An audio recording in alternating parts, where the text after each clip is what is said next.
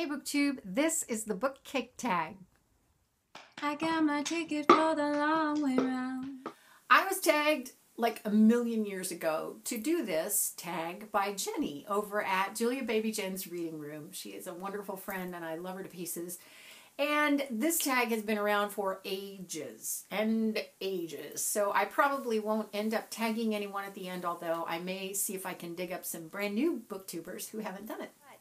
This tag, it takes the ingredients that would go in a cake and you relate those to books and you build your book cake. So I am just going to get straight into it and start assembling this cake. Okay, question 1, flower.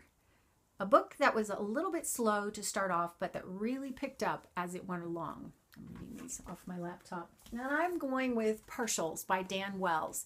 This book, actually, I picked it up and I couldn't get into it at the beginning. And then Jenny, actually, and some other friends over on Goodreads said, what are you doing with your life? Why are you not reading this series? It's perfect for you. And they were absolutely right. Picked it up again, absolutely could not put it down. I thought, what was the matter with me?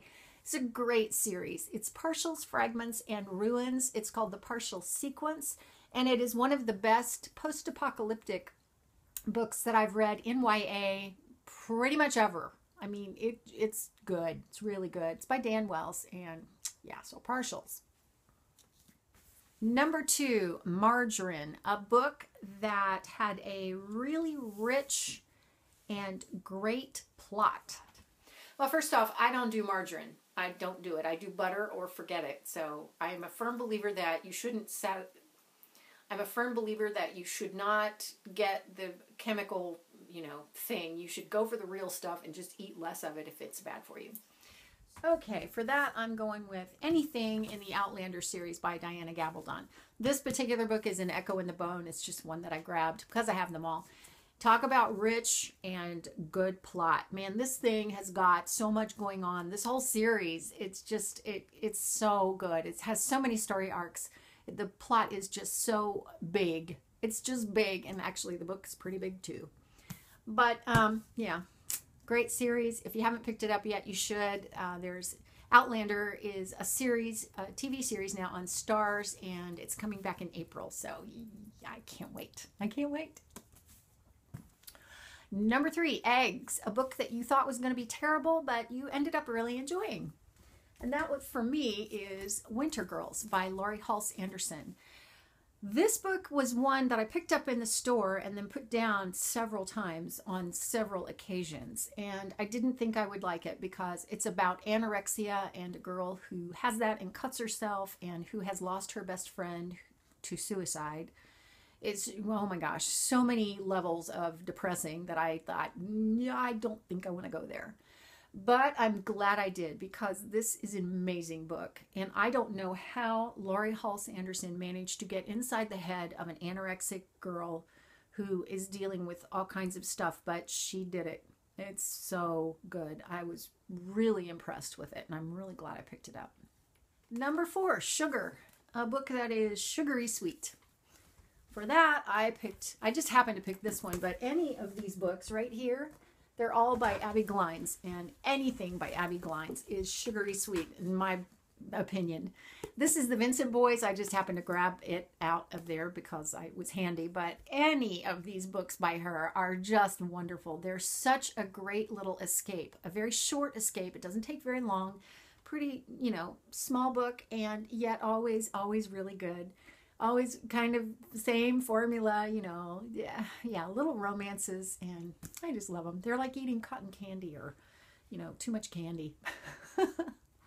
Number 5, Icing, a book that encompasses everything that you love in a book.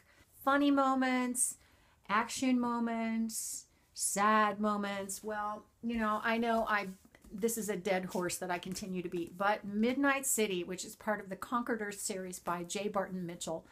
This just is so good. This book has it all, and you would think that would make it a big mess, and it doesn't at all. It is amazing. I love this series. I wish more people would talk about it so that it would get more, attention, because it needs it. It's very underrated. This has aliens.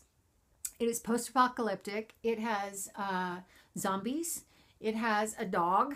It has a little girl. It has a girl who's a bounty hunter, or a guy who's a bounty hunter, and a girl who is on the run from him, who can manipulate objects that have been changed at an atomic level by said aliens. It's got a civil war. It's got gangs of kids who are trying to survive in groups, and, you know, all the little government kind of things, and, you know, competitions, and, you know, rivalries that arise with that. He's got it all. The best thing is the dog, I think. The Max. Really, more people just need to read this. It's on audio. It's narrated by Kirby Hayborn, and the last book in the series has not been released on audio yet, and I am doing my best to annoy everyone at Blackstone Audio so that they will get it done, because it's just fantastic. It just needs to be done. So yeah, pick this up if you haven't already and rave about it, because it's so good. Number 6, Sprinkles. One of my best friends is named Sprinkle. That's kind of odd. A book that gives you a little pick-me-up whenever you are feeling sad. And that for me is Unearthly by Cynthia Hand. This little book series is so good. It's set in Jackson Hole, Wyoming, and it's a girl who is an angel and a boy who is a cowboy. And I love it. It just makes me smile to think about this series. It's been a little while since I've read it, but it's one of those that I know I can go back to time and time and time again and thoroughly enjoy. It's just YA paranormal, but boy, I love it. It just makes me smile to think about it. And lastly, the cherry on top, your favorite book that you've read this year so far. For me, that is Transcendence by Shay Savage.